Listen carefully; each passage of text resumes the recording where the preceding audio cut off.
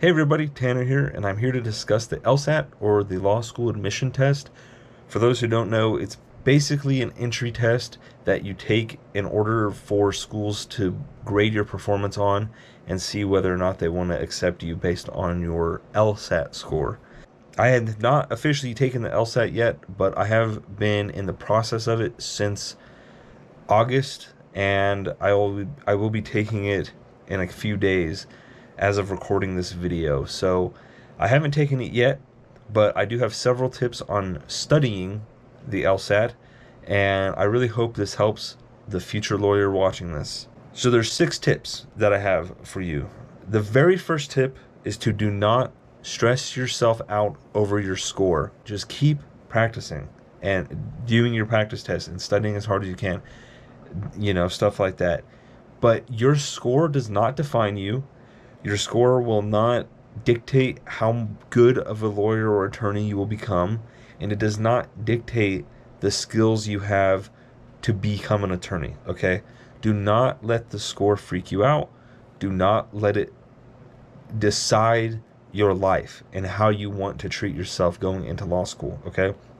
I will say, if you have a goal, that's perfect. I will actually talk about goals later. If you have a dream school and they require a certain score, that's fine. Just do not stress yourself out over it, especially when it comes to taking the actual LSAT itself. Because if you're so focused on the LSAT score, you're not going to be able to take it properly. You're going to be freaking out. Oh my God, what question did I get right? What question did I get wrong? How did I do this? How did I do that? That is not healthy for you. It's not healthy for anybody. And trust me when I say it, being stressed out over the LSAT is probably the worst emotion you can be when it comes to the test itself, okay? So that's just the general tip. That's for taking it, that's for studying for it, that's just for moving forward. Because trust me, if you don't get into a T14 school, life's going to be okay. As someone who did not go to an amazing, prestigious, historical college for undergrad, trust me, you'll be fine. And at the end of the day, you're the only one that cares. So don't stress about score. My second tip, but first tip for studying for the LSAT itself, is take your time, okay? You don't need to rush through anything. You don't need to concern yourself with time when it comes to studying. Now, eventually, when you get to a certain point, you'll want to time your practice tests as if you're taking the real thing. That's what the practice tests are for, and you should utilize them in that proper manner. But when I'm saying, take your time, I'm saying you don't have to get through an entire Power Score book in a month. You don't have to know the ins and outs of logic games in a week. Just take your time, learn as much as you can, and just go with the flow, okay? You don't have to rush yourself, and just chill out, chill out. Don't stress, right? Because when you start to do those things, you're not going to be fully prepared, in my opinion. You're not going to be able to utilize time properly, and you're probably going to rush through everything. So that's not good. By the way, as of recording this, logic games are still going to be in the test, but starting next year in August 2024, logic games will no longer be in the LSAT. So if logic games are something you're struggling with, you might want to take a gap year, maybe not go to law school right now and do another year of studying. That might be something that you want to do if you don't want to do the logic games and you're really good at logistical reasoning. Just an option. My third tip and second tip for studying is understand how to break down the questions. This goes for every single section of the LSAT, whether it's reading comprehension, logic games, or logistical reasoning. You want to be able to understand exactly what they're asking you. If a question is asking you what answer mostly supports this, understand exactly what they're asking. They're not asking what makes it true. They're not asking what's the best way to continue the argument. They're not asking, obviously not asking how to weaken it. They're asking what best supports the argument that's already in the question stem, okay? So just understand how to break down the questions and know exactly what they're asking. As soon as you can do that, you can pretty much answer everything. Obviously, during your studying, you have to learn the subtypes of questions and stuff like that. That's not really a tip I have, but um, obviously knowing the subtype of questions, it's not a tip, it's a necessity. You have to know the subtype of questions that they're asking. But anyway, understand what they're asking. Don't just know the subtype and how to answer the subtype. Know what they're asking. Once you do that, you should theoretically be fine. This mostly goes for LR stuff, but I would say RC as well, because RC and LR to me are like extremely similar. So that'll help immensely once you understand that. Third tip for studying the LSAT is don't overburden yourself, okay? Don't think that, you know, just because you didn't get enough studying for that day or that week, it's gonna kill your score. Don't think that if you didn't do amazing on this certain practice test you're gonna bomb the LSAT. Don't think like that. Once you start overburdening yourself, again, it increases stress. You start to overthink, which is a good tip. Don't overthink, right? But once you start overburdening yourself, you kind of lose the concentration and you stop learning. It doesn't become about learning how to do the LSAT. It becomes a thing about almost you're obligated to do certain things right, and that's just not healthy. It's not good. And I think whether you're in a job right now or you're a student right now or whatever it may be, overburdening yourself just isn't good in general, much like the stress tip. If you're overburdened, you're not going to be able to do things properly, and that's just not going to be beneficial to you in the long run. My fourth tip is take breaks and to avoid burnout. Trust me, when I started this process and the studying for the LSAT, I was doing multiple hours a day, Monday through Sunday, basically. Take a couple hour breaks here or there to play some games, and just, it was crazy. And for weeks and weeks, that's all I would do. And then I took a couple day break, and I couldn't really get back into it. I couldn't. And I was like, I do not want to even look at my books. I don't even want to log on to 7Sage. I don't want to log on to Khan Academy. I don't want to do any of this. Like, studying for the LSAT makes me lose my mind.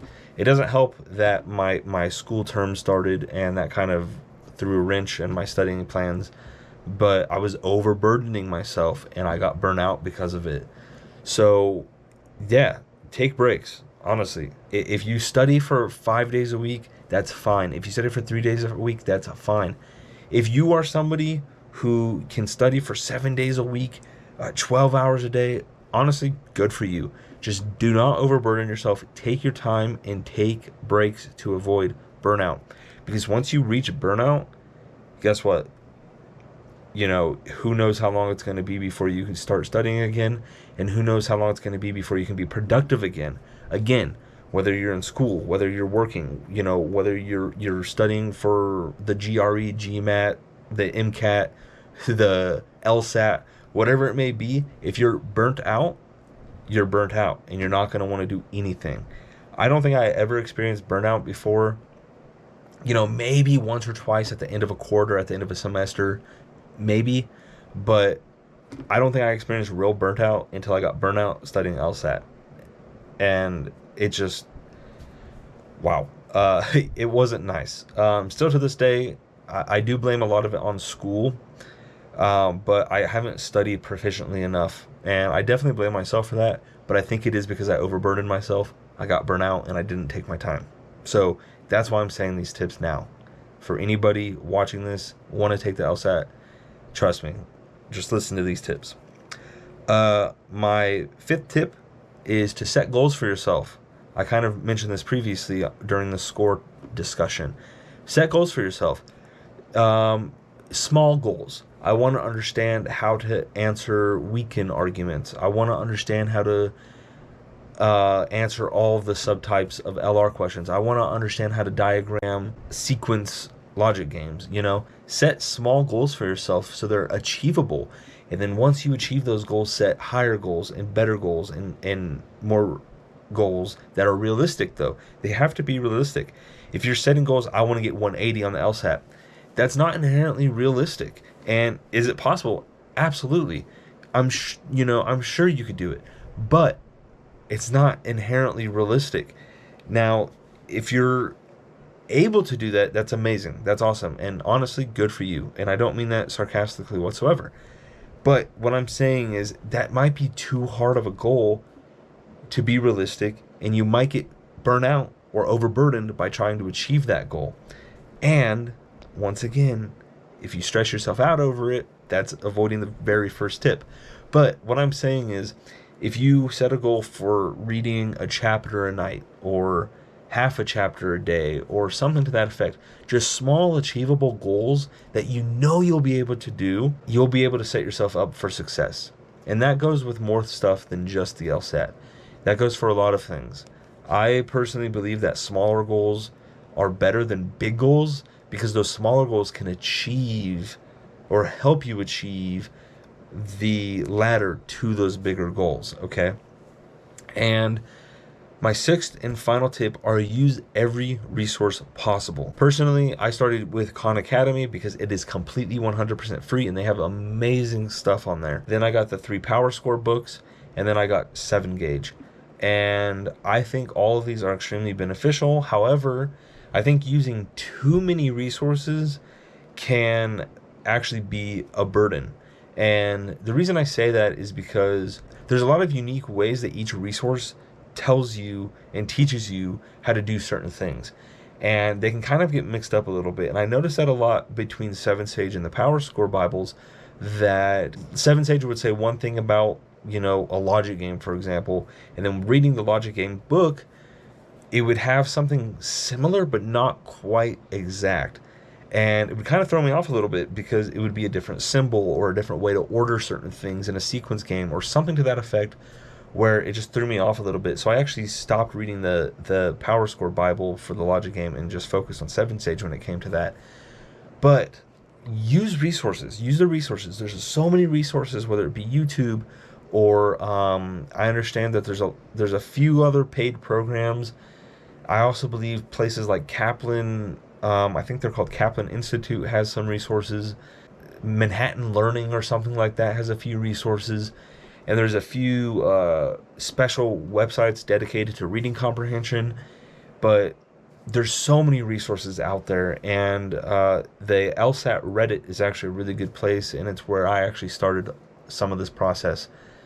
Even the LSAC Law Hub, where Khan Academy is actually going to be moving to, is a great program as well. But utilize resources as much as possible. But again, this goes into tip 3. Just do not overburden yourself. So those are 7 tips that I have for studying for the LSAT. Once I actually take the LSAT, I'm going to be doing another video on tips while taking the LSAT. And I hope you guys enjoyed this video and found it helpful. I know that I watched countless LSAT videos before I started this process and during the process, really. So as for specific stuff like questions and subtypes of questions and how to do this logic game, how to do that logic game, reading comprehension, I don't have a plan to get into that unless I score crazy high on the LSAT. Personally, I do have a dream school, 2 of them actually, and I'm staying very realistic with my score. I started studying in August. I'm taking the November LSAT, and during most of that studying, I was in school, and I'm a full-time student, so the people who have full-time jobs are full-time students and study for stuff like this. Props to you. Huge respect. I'm just not someone who can do that, so I stay very realistic with my score goals, and I think it's important to do that. So unless I score crazy high on the LSAT, I'm not going to be doing specific stuff like that, but these are just very general tips for the LSAT and for studying, and I truly hope that you found it useful. Thanks for watching. See you later.